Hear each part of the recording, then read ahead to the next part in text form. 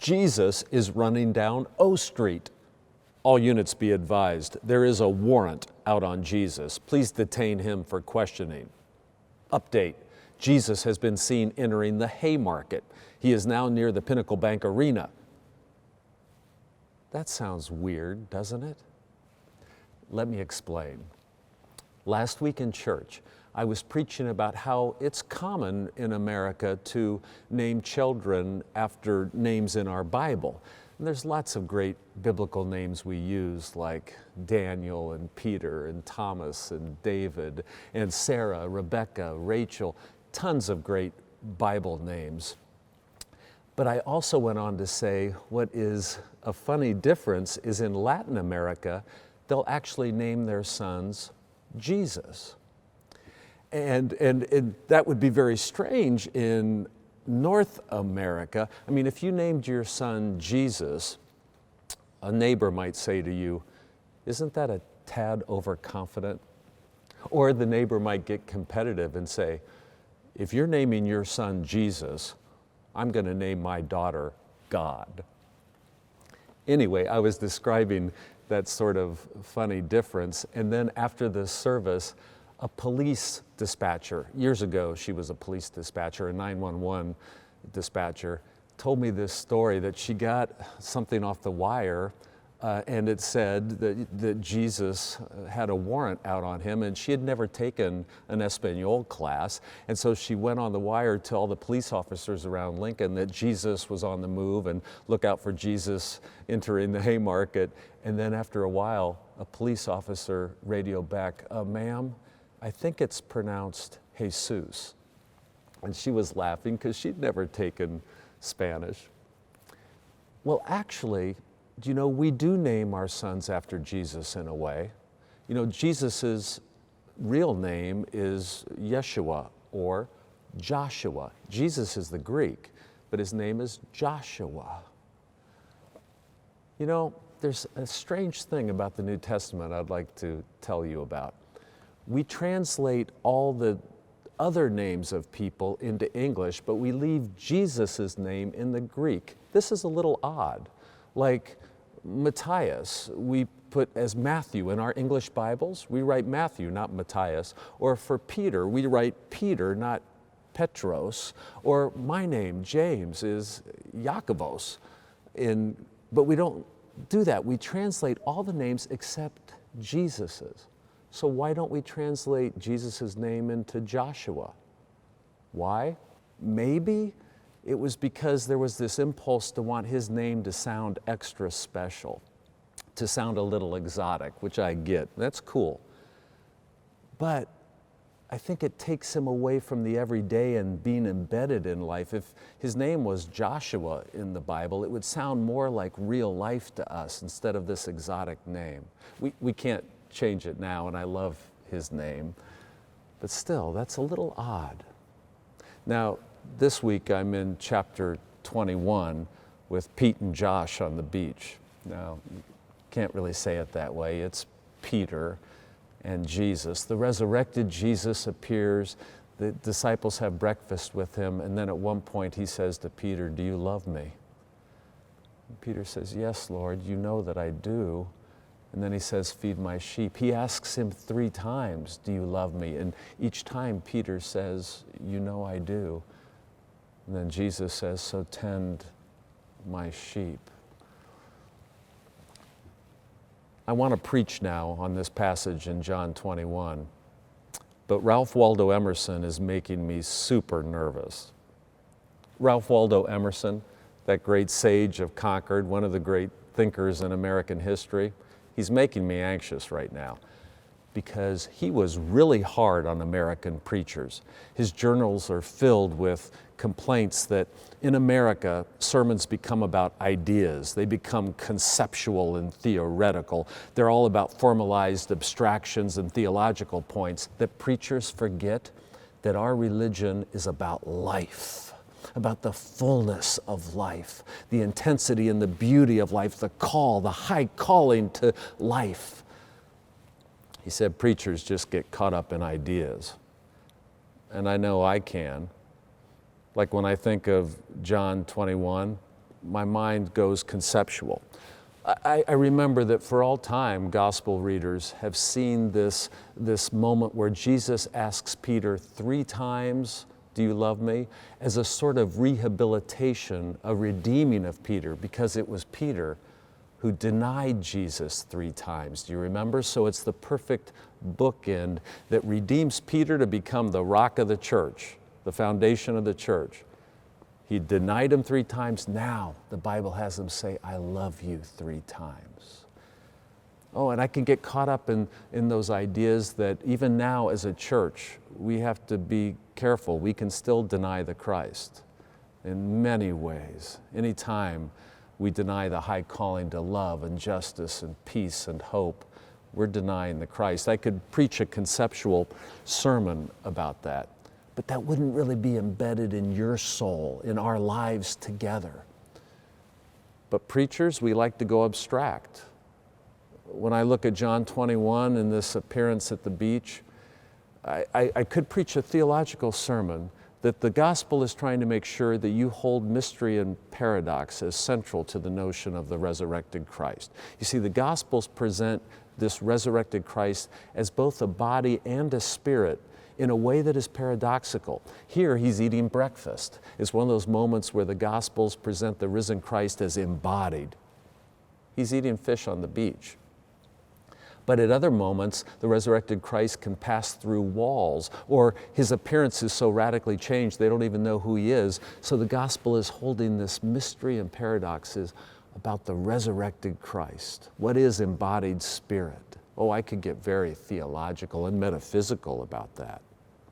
But would it have to do with your life, our lives together, with soul? Oh, I could easily fall into ideas. One of my favorite concepts is, the sociology of religion and what is the state of Christianity in America today. And I could launch off this text because when Jesus is asking Peter, "Do you love me?" I know the basic definition, of course, of a Christian is those who love Jesus. And frankly, he's a pretty easy guy to love. So compassionate and gentle, yet fierce for justice, a healer, a servant, but a hero and a Lord. There's so many wonderful things about him. In fact, most everyone, even people that don't go to church, think Jesus is pretty awesome. But in America these days, less people, it seems, love the church. I mean, the church is supposed to be a holder, a bearer of the Christ Spirit, but less people seem to love the church. Recently, there's been surveys that far less Americans now belong to a church. The number keeps going down and down. In fact, there are even some people that think, well, the church hasn't been what it could or should have been. Maybe it's time just to start anew. But I would say they might be underestimating how important church is. See, I could launch into these ideas. I'm thinking of the great theologian Paul Tillich, who said that religion is everywhere. It's not just in the churches, that religion is something that is existential. He called it a state of being grasped by an ultimate concern. And he broke down this easy notion we have between culture and church or religion, that it's all entwined and merged together. So he would warn us, if the church were to disappear, religion doesn't disappear. It would take other forms, other repressed forms that could be dangerous. So if the church disappears, we'll still have that religious impulse, but we might turn movements into religions like politics. Maybe the distinction between being a Republican and Democrat would become so important to our identity. We would feel like we're grasped by an ultimate concern, whether you're a Democrat or a Republican, and political parties become a religion. You don't want political parties becoming a religion. The fact that the church exists, that moderates this impulse for religion, repressed religion, to become weird or demonic. These fringe groups or conspiracy groups or nationalist groups, that they almost begin to look like a religion. That's repressed religion. Religion is everywhere. You want a church that holds religion in the loving spirit of Christ. because you won't do away with religion if the church disappears. Do you hear that? Tillich makes some amazing points. I could preach about John 21 launching into ideas, but what would it have to do with you, with life? And so I simply want to tell you this week, when I open the Bible to John 21 and I read this poignant passage, I can barely breathe. It goes right to the heart of a deepest wish that I hold, that we hold, that a departed loved one would come back and we could say one more time to them, I love you. This is the deepest longing of my heart, of all of our hearts. The chance to say to someone who is gone, to say even one more time, I love you. The sheer humanity of this passage is gripping to me. I lost my father when I was 42. John 21 makes me think of how much I would love a chance to stand with him again and say, I love you. Think now of someone you've lost. And I don't mean this in a sad way. They're in your heart. I don't mean this in a sad way at all. Think of someone you cherished, someone you've lost. And imagine being able to say to them, I love you. This is this passage, the humanity, the life in this passage.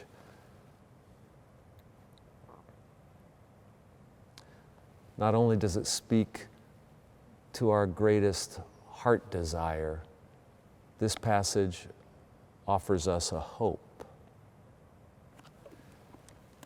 You see, when someone is dying, they often ask me, will I see my loved ones again? Now, in just a moment, I'll tell you how I answer them.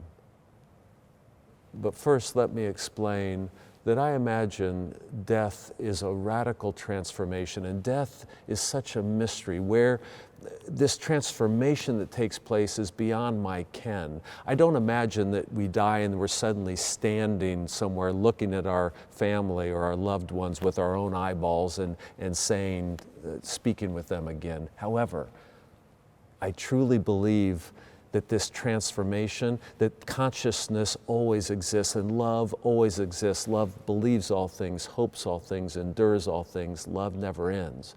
So even though I don't imagine I'm standing there as Jim in the afterworld looking with my eyeballs, I do believe consciousness continues. I do believe we are reunited in some mystical, metaphysical way. We are reunited with our loved ones. And so how do I answer them when they say, will I see my loved ones again? I say, yes.